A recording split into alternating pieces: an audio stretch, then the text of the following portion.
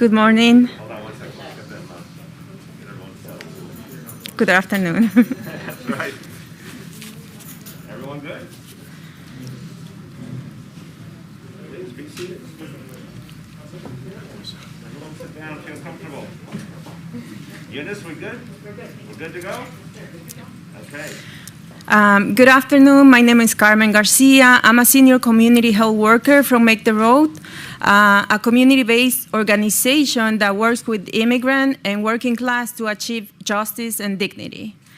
As a resident of Jackson Heights and also as a senior community health worker on Make the Road, I have seen very closely how hard COVID-19 hit this community.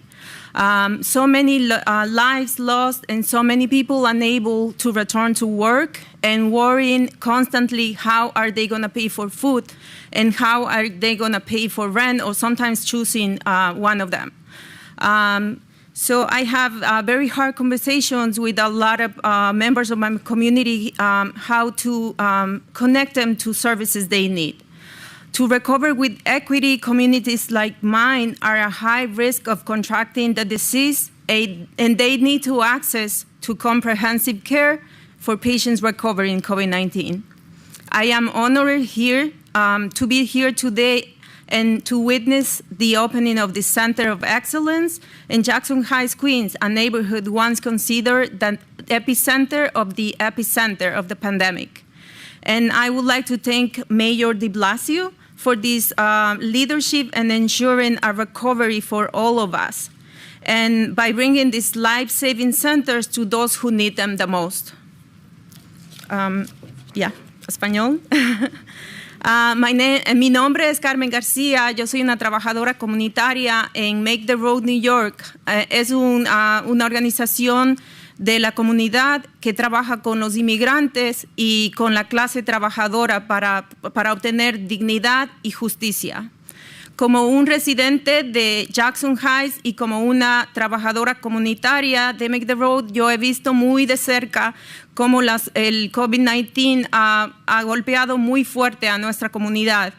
Muchas vidas se perdieron, pero también muchas personas todavía no pueden regresar al trabajo.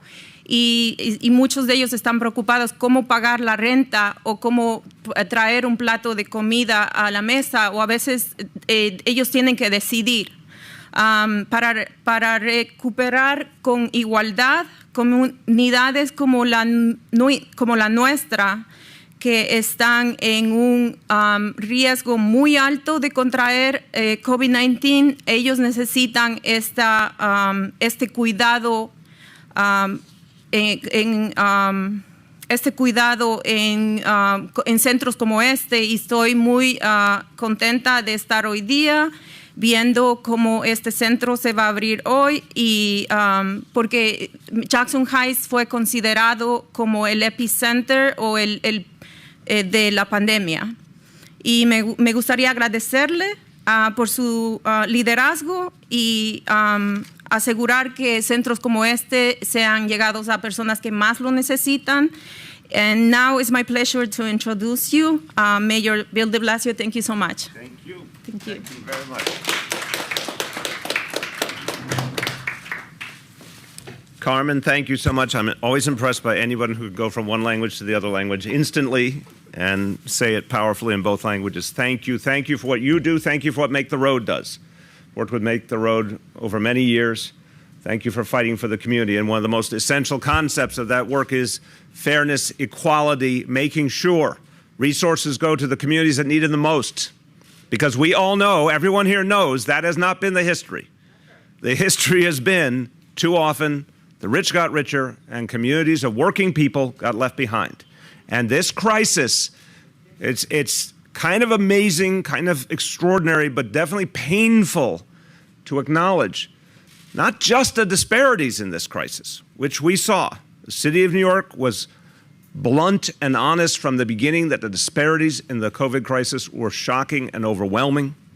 People of color bore the brunt. Where people were hurting before, they ended up hurting a lot more. But during that, Wall Street was booming. And I always cite this statistic. There are 120 billionaires in New York State who, during the COVID crisis, added to their net worth by $77 billion while everyone else was suffering. So we have to do the work of changing where the resources go every single day. I use the word, I like to call it the R word, redistribution. It's something we weren't supposed to say once upon a time, but I think we have to say it out loud. We have to redistribute resources to the communities hardest hit. And not just in the middle of the crisis, but after the worst is over. That does not mean the crisis doesn't continue to live in the community, in people's homes and people's families. And this is what we've learned about COVID. Well, we all know we'll be feeling the economic effect for years, but what about the health effect itself? What about the fact that we now know COVID doesn't just walk away, leave your body? For some people, it lingers in very painful, challenging ways. That's why we have these centers of excellence. To do the work, to do the research, to work with the community, to identify the trends, to provide the support, to not leave people behind. And where did we choose to put these centers? Not in Midtown Manhattan. Here in Jackson Heights, in Tremont, in the Bronx, soon in Bushwick, in Brooklyn, where the people are who need the help and support, the folks who fought their way through. So that's what this is about today. This concept of equity, of taking resources here and now and redistributing them where the need is greatest, has been led by our extraordinary task force for racial inclusion and equity. Leaders of all city government agencies, leaders of color, from the communities hardest hit, representing their communities and ensuring that resources get to where the need is greatest. This is something that has never existed before in the history of New York City, that the leaders of color in the administration have gathered together as one unit to make sure that the government responds to the needs of the people right now. And we're making it a permanent part of our city government, because that voice, that representation must be permanent, must be felt. Special thanks to the executive director of the task force who's done amazing work, Sadia Sherman. Thank you so much, Sadia.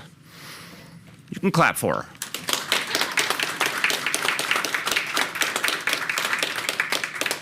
So here at Roosevelt, right here in the core of where Queens was hit so hard, we create the solutions and we move us forward. One thing that's true about New Yorkers is that sometimes we get knocked down, but we get back up. And I want everyone to say that with me. We get knocked down, but we get back up. That's who we are. And it means being open and honest about the problem and listening to the community. And that's why you need a center like this in the community. Not far away, not in some ivory tower, but here with the people in the community. It's going to make a world of difference. I want to thank everybody who has helped to make this center a reality. You're going to hear from Dr. Ted Long in a moment.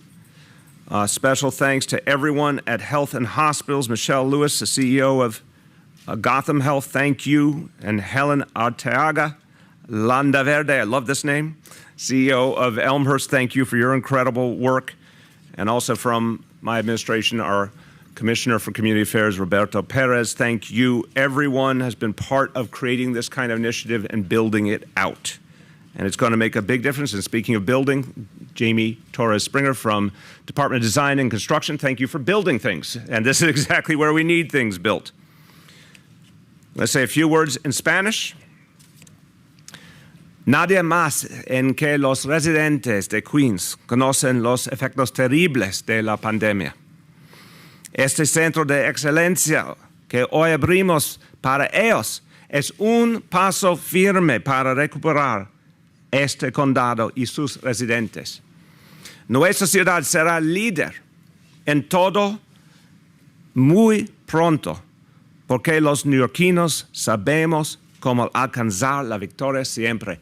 This city has to lead the way back for our whole country. We also need to become the public health capital of the world, because we have learned the greatest lessons anywhere on how to fight COVID, because we have to stop the next pandemic from ever happening, because we have to create a vision of public health that's about the grassroots and reaching people, whether they have money or not, whether they're documented or not, getting health care to everyone. That's what we need to do in this city and show our whole country, our whole world, that that's the way it needs to be done. With that, turn to someone who has done extraordinary work leading our Test and Trace Corps, one of the reasons we're fighting back so successfully this pandemic. My pleasure to introduce Dr. Ted Long.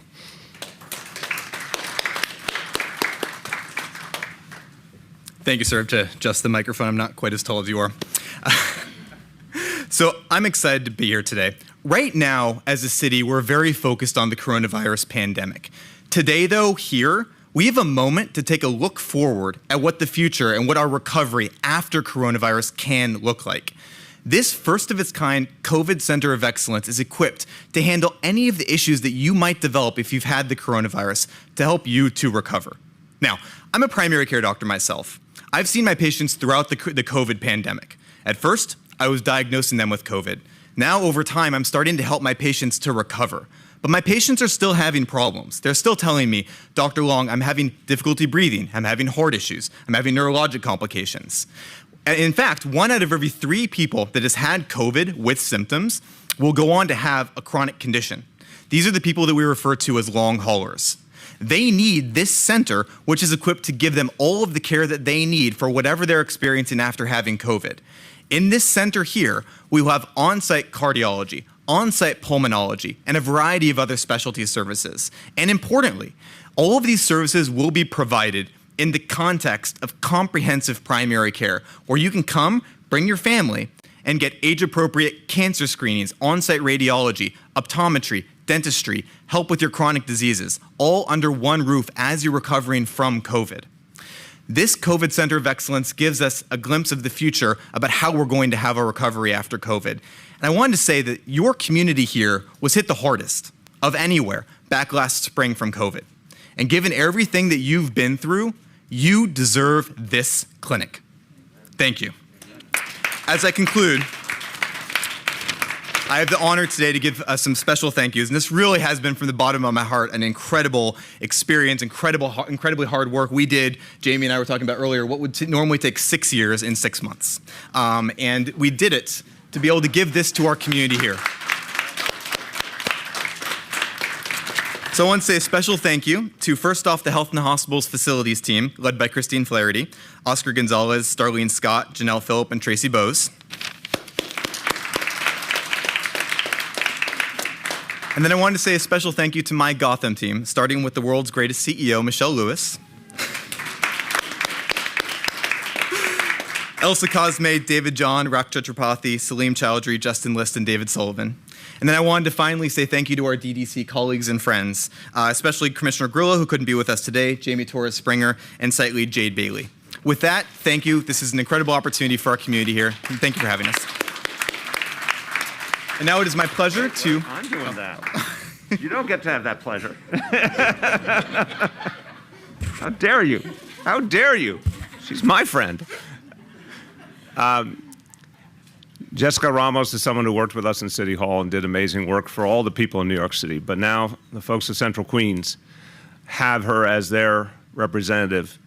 And this is someone who is very close to the people, very close to the grassroots. I can't tell you how many times in this crisis Senator Ramos has called me and said, we need more food, we need more PPE, we need things that will reach people right now in the best sense. Letting me know exactly what needs to be done immediately to help people in Central Queens who have been through so much. And she also believes in equality. She also believes in a recovery for all of us, that we are not going to do things the way they were before. This is really important. We are sad for what we went through. But we also know that this crisis creates a transformational moment. And we're not going to forget that. We're going to do something about it. And one of the people who's going to lead that effort on the state level, State Senator Jessica Ramos.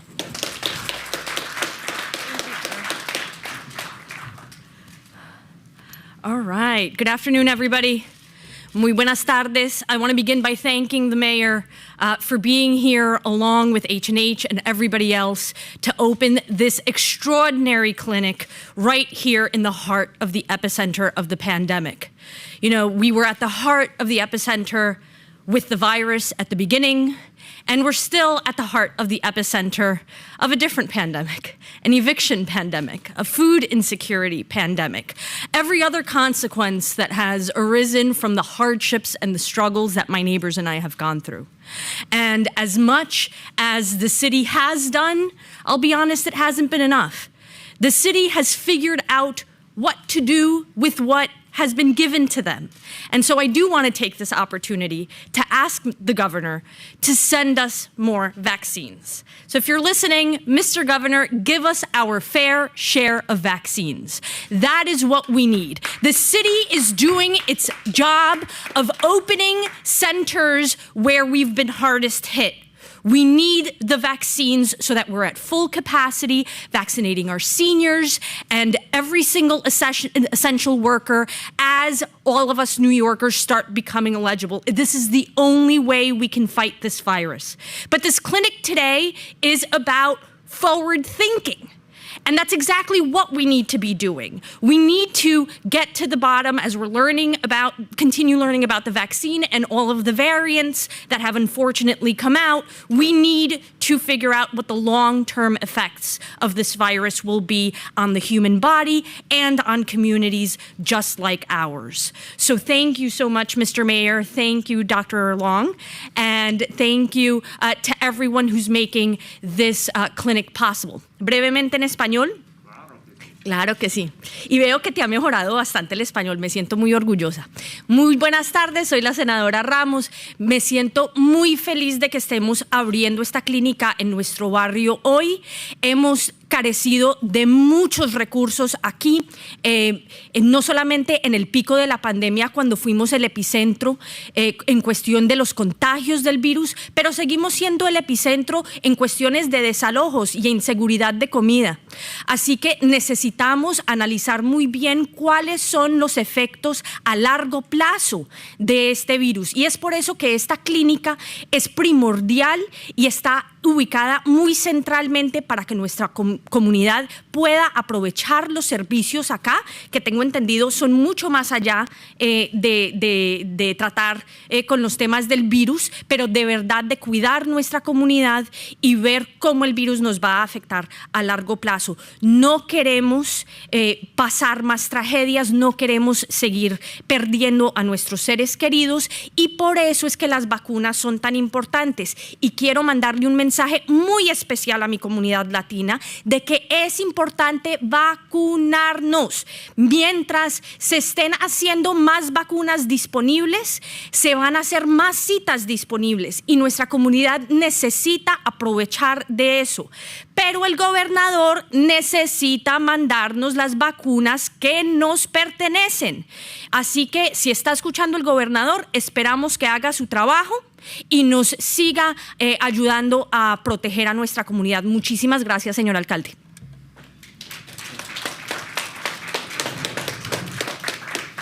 Gracias, mi profesora. Jessica is one of the people who told me to speak more Spanish and trained me, so thank you. Thank you very much. Everyone, we are ready now for the great moment where we start this up. So we're going to cut the ribbon, and we want everyone to be a part of this special moment. Let's go start this thing going.